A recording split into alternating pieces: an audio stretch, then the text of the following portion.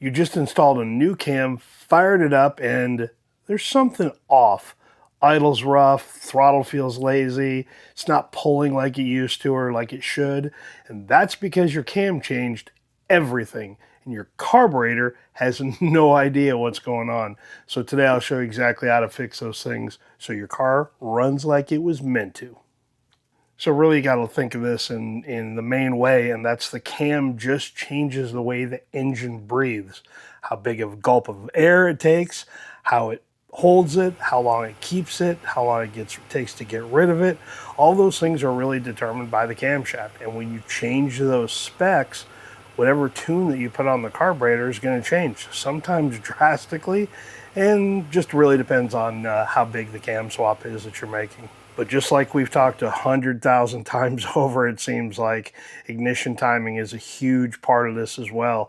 So carburetor and timing go hand in hand. And really, it doesn't matter what you do. If you have a big healthy camshaft in there and you've tried to tune the carburetor for that, and you just decide, you know what, I'm tired of that cam, I want something a little smaller in there, a little bit more torquey, a little more low range or mid-range, type of power, and not trying to go for big wide open throttle numbers, that's going to change the ignition and the cam or the carburetor tuning as well. So it doesn't matter what direction you go. When you make changes based on a setup that everything's been tuned together, you're going to have to make changes to the carburetor and the ignition. We've kind of talked a little bit about this in the past, but really didn't get into too much details on it, and I won't really here, but when you change the overlap or the duration of the camshaft, those things directly affect the signal that the carburetor sees and how the vacuum is drawn into the engine or created within the engine, and how it meters fuel through the primary and secondary main metering circuits, how it idles fuel through the idle circuit, transition circuit, wide open throttle, everything is affected. So when you make those changes to that carburetor, or you make those changes to the camshaft, you're going to have to make the changes right along with the carb, so the two will work together in conjunction and give you the power or fuel economy or torque or off-road capability, whatever it is you're trying to tune for. We've talked about that quite a lot in the past, that big, long duration, very aggressive camshaft profiles will create less engine vacuum, and again, very critical for how the thing is fueled at that point, especially when you talk about idle circuits and how the engine idles and moves and transitions from idle through the transition circuit to the primary circuit and the main metering circuits, and all those things are become very, very critical in the tuning process, just like when you're tuning a setup for the very first time. When you make those cam changes, you've got to change the carburetor to go along with it. So we'll pop out to the GMC here in just a quick minute, but before we get out there, just another little quick thing that we want to talk about, and that's ignition timing.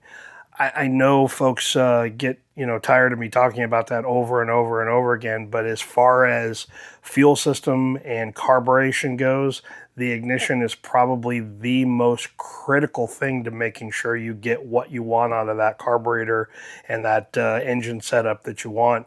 And if you don't have the correct amount of timing in there, and again, I have these discussions all day long with folks. It seems, when they ask questions, and that's usually generally the first question I ask is, what's your timing set at? And I almost 9 times out of 10 go, oh no, it's right. Well, give me a number. Tell me what it's at.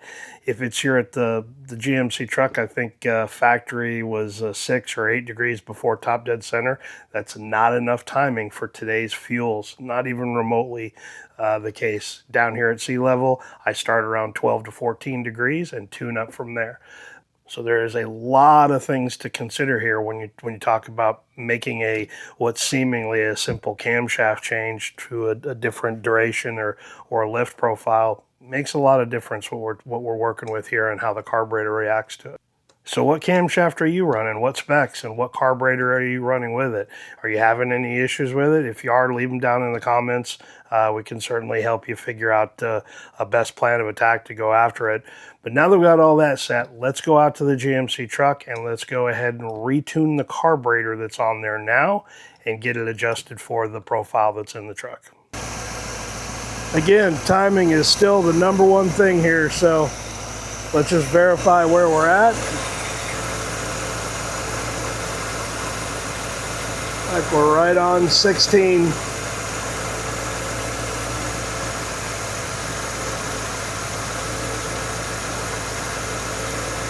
All right, right where we want to be, right on 16. So again, timing. That's going to be our basis, where we start at. Now we can retune this and see what we get out of her. Now is also a really good time that if you want to verify that, add more timing, now's not a bad time to do that. So we may bump that up to 18, see where we start at, and then we can adjust idle speed, idle mixture, and then kind of play around with it. Then we can come back to it, but starting it where you think it's going to be is not a bad idea. All right, let's take a little bit of speed out of her, drop her down just a hair.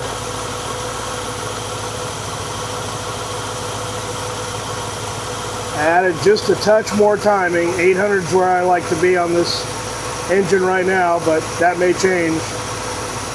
We're really good at that 14.4, 14.5. They fatten that up just a hair. Fatten her up just a little bit. Not a bad place to be right there at that 14.0, 14.1. That's probably pretty close. All right, now that we got idle speed, idle mixture, let's go take it for a test drive, see how she does.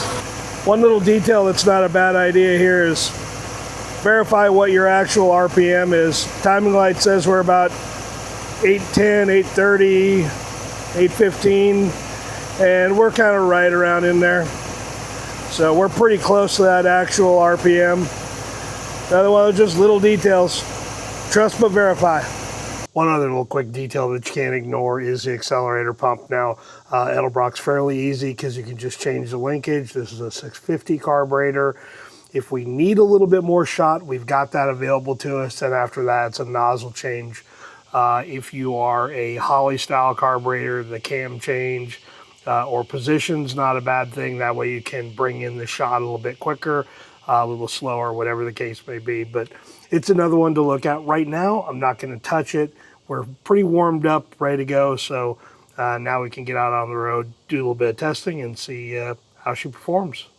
Put a few miles on it, just kind of do some cruising, just see where we're at, trying to monitor the AFR.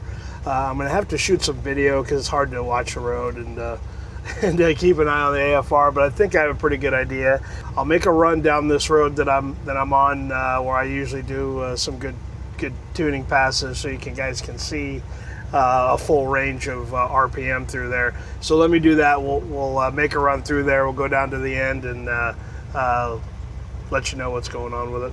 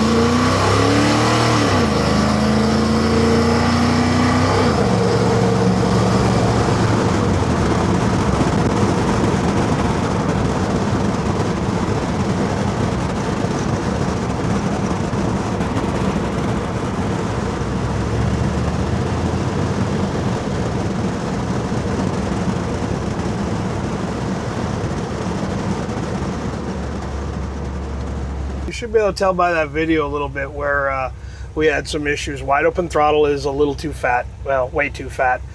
That's the nice thing about having the video, is just being able to go back and kind of review it and see where you're at AFR wise, as long as I can kind of estimate the mile per hour that I'm at. So that's what we need to do. We need to take some fuel away at wide open throttle. Now, the good news is I'm carrying with me all of my notes of where we're at, of where that carburetor was tuned. It was a little cooler back when I tuned it with the calibration that's in there now, 74 degrees back on November 20th of last year, and that's the calibration that's in there now. So It's not that far off, actually. I thought it was going to be a little bit worse, but we're not too far off. So let's do that. Let's take some fuel out of the wide open throttle and maybe just verify the AVS flap and that we're getting fuel when we want to. So anyway, we'll keep cruising and see what happens.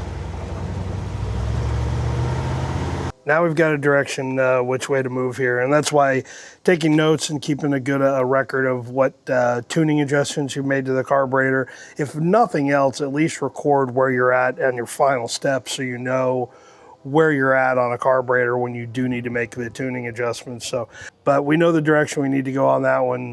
We need to take a little bit of fuel out at wide open throttle and maybe leave it alone on the cruise mode. So we know what changes we need to make. All we need to do is go back to the tuning chart, which I don't think I have here, and then just figure out where we need to be. So that's the good news is, if that's a Holley carburetor that you're doing, it's the same process, but it's jets and power valves and probably not air bleeds and emulsions. We haven't really talked about that yet, and I really wouldn't suggest monkeying around with that unless you're very, very comfortable with the math and the methodology behind that. It's not the easiest thing in the world to do, and you can go down a rabbit hole that makes it very complicated to get the tuning right, and you'll just end up frustrating yourself more than anything. Throttle response is pretty good as it is right now, but typically when you're a little fatter on fuel, it makes it a little bit easier. One little detail here that I didn't discuss here just a minute ago is I may go ahead and throw a little bit more timing at it. I've run 18 degrees on this one before with the slightly smaller cam profile, and I'm not quite sure that's what I want to do now, but it's not a bad idea, so that's probably going to be my next one. Throw a little bit more timing at it, go back out, reconfirm those AFRs, and see where it's at. Now, again, you can do this by seat of the pants type of tuning, but what I would caution with that is spend a little bit of time, read the spark plugs, do it properly, not just pull them out, look at the tip, and go, oh, they're great. You've got to cut them. You've got to get down to the base of the ceramic to look at it to make sure you understand what the condition is. And the other side of that is it's not a long-term condition you're looking for. So it's replacing the plugs or replacing one that you can get to really easily, and then making a pass or a hit, wide open throttle, shut the engine off, cruise to a stop, pull that plug, and take a look at that condition immediately. That's the proper way to do it. But certainly we've talked about cutting apart spark plugs in the past, and I have a full video on that if you want to take a look at that. It's a really good one to understand. I've found more often than not, it's a very confusing topic, and I get it. It's just something that just hasn't been discussed that much. So, get to understand that if you're not tuning with an AFR. I tune with an AFR, and I still cut plugs and read them, because that is the true measurement and mark of what's going on in the engine. The AFR is going to tell you in a instant what's going on, or a moment in time. The plug is a really good one of telling you a better story long term. Well, I broke my own rule, and yeah, you'll see in a minute here on the AFR. Watch as I cruise, and you tell me what I did.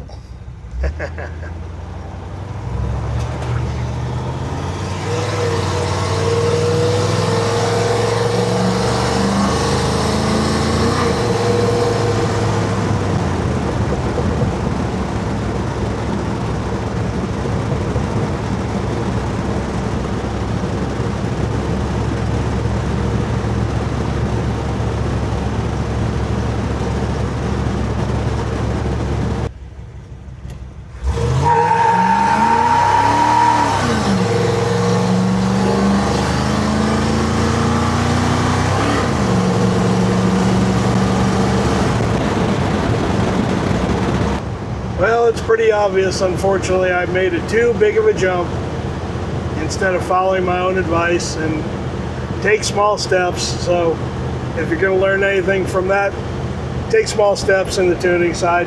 I jumped way too much on the cruise AFR. I'm really rich in it, and yeah, I'd like to be up a little bit more, but that's okay. I killed the wide open throttle as well too, but we can fix that. I know what direction I need to go in. So anyway, just a little lesson learned. Not the end of the world, but had I just been patient with it, would have been much better. So yeah, we're not bad on the idle AFR. I'm pretty good there, but everywhere else I got too aggressive, and that's what you get.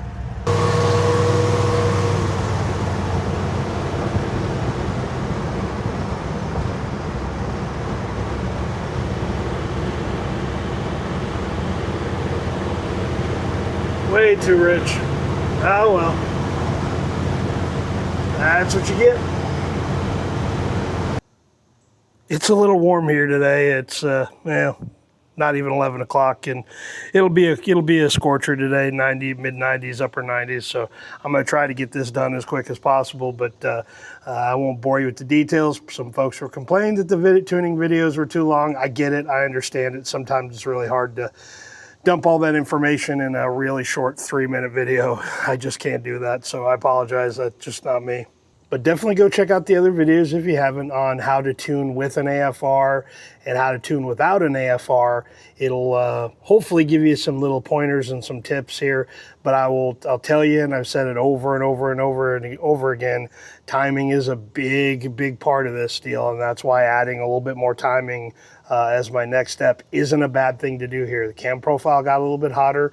Throwing a little bit more timing, I had to allow it the time to burn in the combustion chamber is not a bad thing at all. I've got a video coming out on how to set timing here very soon.